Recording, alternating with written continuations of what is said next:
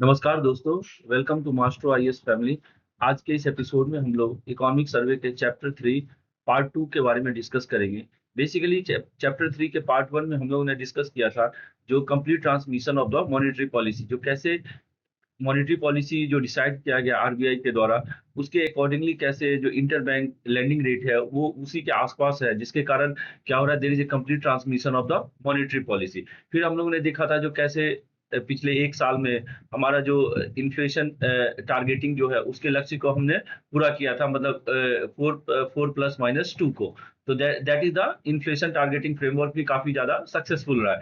तो आज के दोस्तों एपिसोड में हम लोग चैप्टर 3 के पार्ट 2 में डिस्कस करेंगे बेसिकली जो फाइनेंशियल इंटरमीडिएशन क्या है, बैंक की प्राइमरली स्टेटस क्या है, उसके बाद आरआरबी रीजनल रूरल बैंक्स में क्या क्या चेंजेस आए हैं, फाइनेंशियल इंक्लूजन को लेके क्या क्या स्टेप्स लिया गया है बैंकिंग सेक्टर्स में, उन सब चीजों के बारे में दोस्तों डिस्कस करेंगे। तो पहला जो इसके लिए टॉपिक है दोस्तों, फाइनेंशियल इंटरमीडिएशन। फाइनेंशियल इंटरमीडिएशन का कहने का मतलब क्या हुआ दोस्तों, जो आरबीआई के द्वारा जो रेपो रेट डिसाइड किया जाता है, उस गाइडलाइंस को या आरबीआई की जो मॉनेटरी पॉलिसी है उसको इंप्लीमेंट करने का काम किसका है?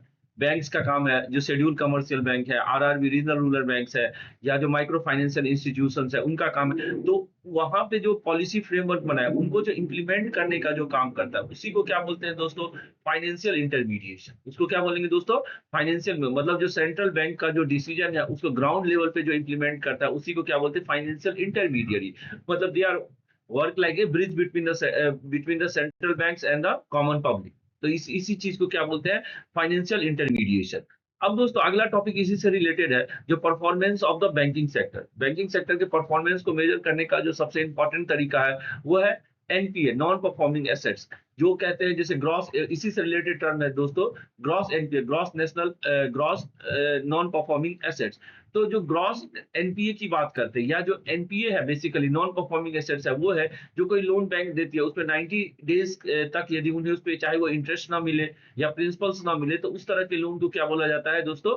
एनपीए हो गया। जैसे आपने 100 करोड़ का लोन बैंक्स ने दिया, उसमें से 20 करोड़ रुपीज पे चाहे दोस्तों जो चाहे वो आपको चाहे इंटरेस्ट ना मिले या प्रिंसिपल ना मिले, तो वो जो 20 करोड़ रुपीज लोन हुआ जो 90 डेज तक उसमें कुछ भी नहीं मिले, तो वो आपका क्या हुआ? एनपीए का पार्ट है। तो बैंकिंग सेक्टर का ये वन ऑफ द अचीवमेंट्स है। उसमें गवर्नमेंट का भी कंट्रीब्यूशन है और सेंट्रल बैंक्स का भी कंट्रीब्यूशन है, जिसके कारण जो पूरे बैंकिंग सेक्टर का ग्रॉस एनपीए है दोस्तों, उसके वैल्यू में क्या है? काफी ज्यादा रिडक्शन आया है। ग्रॉस एनपीए का वैल्यू आप देखिए तो अराउंड 2.2% आ गया है। मतलब टोटल जितना लोन वो लोग देते हैं उसका सिर्फ 2.2% ही पार्ट जो है वो क्या है?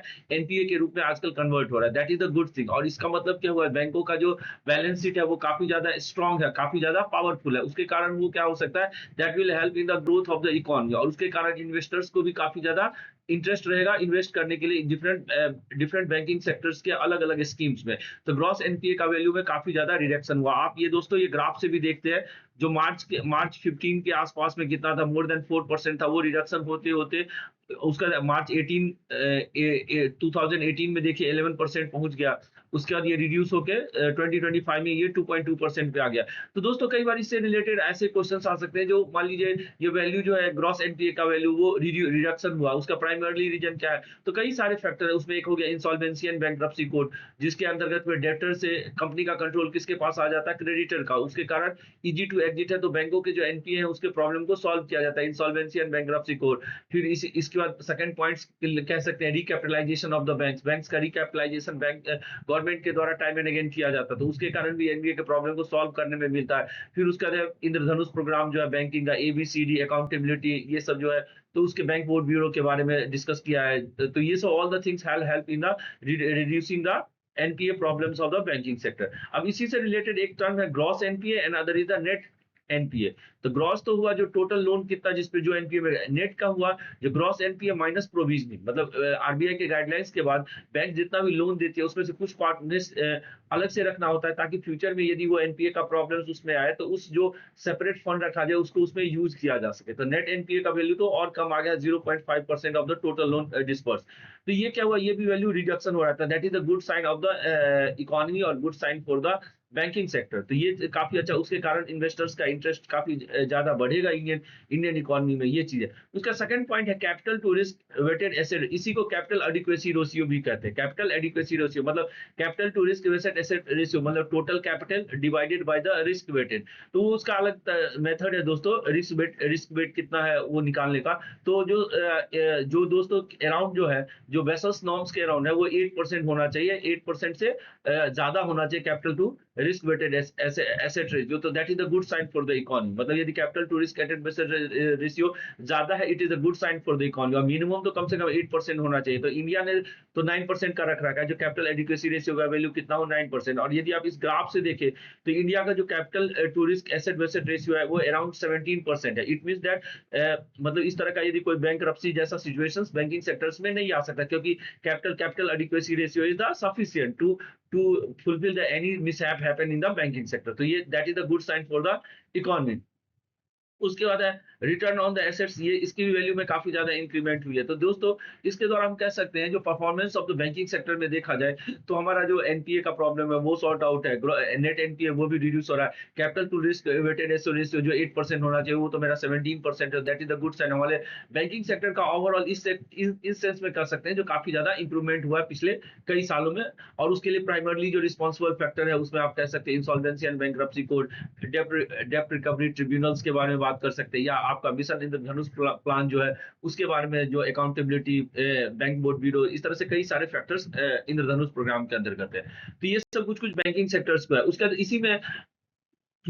इसी में दोस्तों क्या हुआ, जो इकोनॉमिक सर्वे ने आरआरबी के बारे में बात किया, जो रीजनल रूरल बैंक जो पिछले एक साल से चल भी रहा है, जो वन स्टेट वन आरआरबी, जो पहले अराउंड मोर देन 190 आरआरबी थे रीजनल रूरल बैंक। तो उसके कारण क्या ऑपरेशनल कॉस्ट इंक्रीज हो रहा है, कई सारे ऑपरेशंस थे वो आपस में क्या होते थे, कॉन्फ्लिक्ट करता था। तो ऐसे में क्या है, जो आपका duplicacy of the work increase हो रहा है। तो उन सब प्रॉब्लम्स को सॉल्व करने के लिए नया प्लान लाया, वन स्टेट वन आरआरबी। मतलब इसके कारण क्या हुआ, टोटल आरआरबी का जो संख्या है वो रिड्यूस हो गया, 28 हो गया, जो पहले मोर देन 180 था। तो उसके कारण ऑपरेशनल एफिशिएंसी बढ़ेगी, प्रॉफिट में हेल्प मिलेगा, और it will more helpful in the operational edge. यदि आपको देखा जाए friend, RRB regional rural bank वो शेड्यूल कमर्शियल बैंक से कैसे अलग है, तो ये आप कह सकते हो जो आरआरबी का जो प्रायोरिटी सेक्टर लैंडिंग है, या आरआरबी का जो गोल है, वो that is different from the schedule commercial bank. Schedule commercial banks serve the all sections of the society. RRB का जो प्राइमरली पर्पस है वो रूरल एरियाज में बैंकिंग फाइनेंशियल इंक्लूजन को बढ़ाना, या बैंकिंग ऑपरेशंस को बढ़ाना।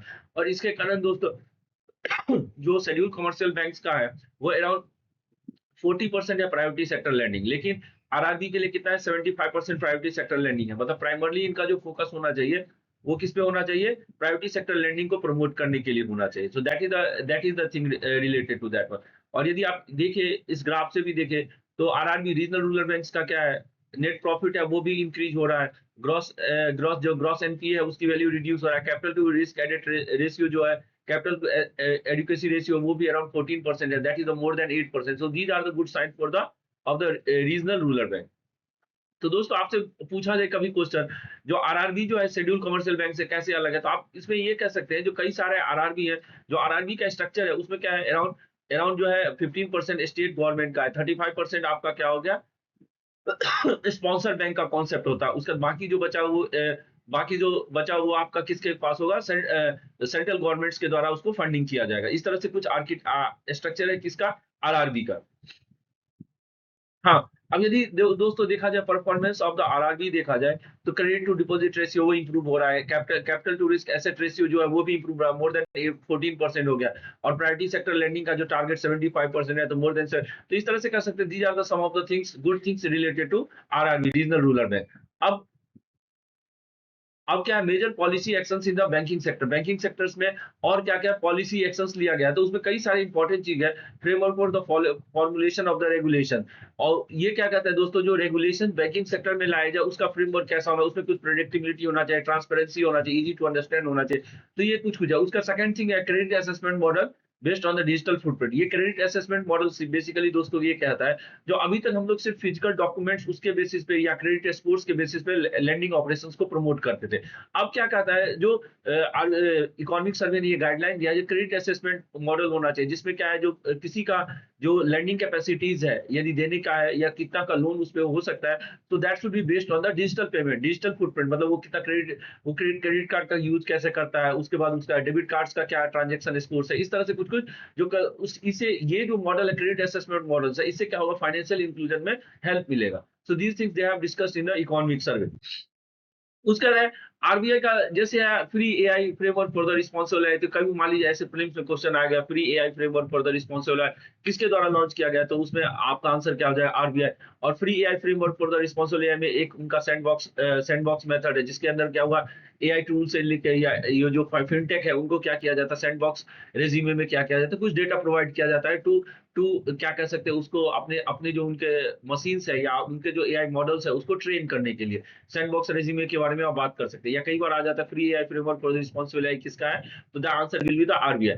अब क्या है, इसी से रिलेटेड इकोनॉमिक सर्वे में एक टर्म यूज किया, credit guarantee fund transfer the micro and small enterprises. ये क्या है, एक फंड है जिसके द्वारा क्या हो सकता है, जो क्रेडिट गारंटी दिया जाता है माइक्रो एंड स्मॉल इंटरप्राइजेस को, जो एमएसएमई सेक्टर को दोस्तों कई बार क्या है, लोन लेने में दिक्कतें आती है, तो उस प्रॉब्लम को सॉल्व करने के लिए ये क्या है, SIDBI small industrial development bank of India ने ये फंड सेटअप किया, credit guarantee fund transfer to micro and small enterprises. और इसके कारण क्या है, जो क्रेडिट गारंटी दिया जाता है ताकि क्या हो सके, जो बैंक्स के द्वारा जो लोन दिया जाए, यदि कुछ प्रॉब्लम्स हो जाए इजीली, तो क्या हो सके, ये क्रेडिट गारंटी का काम करेगा, ये फंड करेगा, और इसके कारण जो बैंक्स के द्वारा जो माइक्रो एंड स्मॉल इंटरप्राइजेस को जो लोन मिल रहा है उसमें कोई ज्यादा प्रॉब्लम्स नहीं होगा। तो ये that is the one thing. और ये क्रेडिट गारंटी फंड जो है दोस्तों, ये एग्रीकल्चर सेक्टर और सेल्फ हेल्प ग्रुप के लिए एलिजिबल नहीं है, ये पॉइंट याद रखना है, जो एग्रीकल्चर सेक्टर्स के लिए नहीं अवेलेबल है, और साथ साथ क्या है दोस्तों, ये आपको क्या कहा मैंने, सेल्फ हेल्प ग्रुप्स के लिए अवेलेबल नहीं है। These are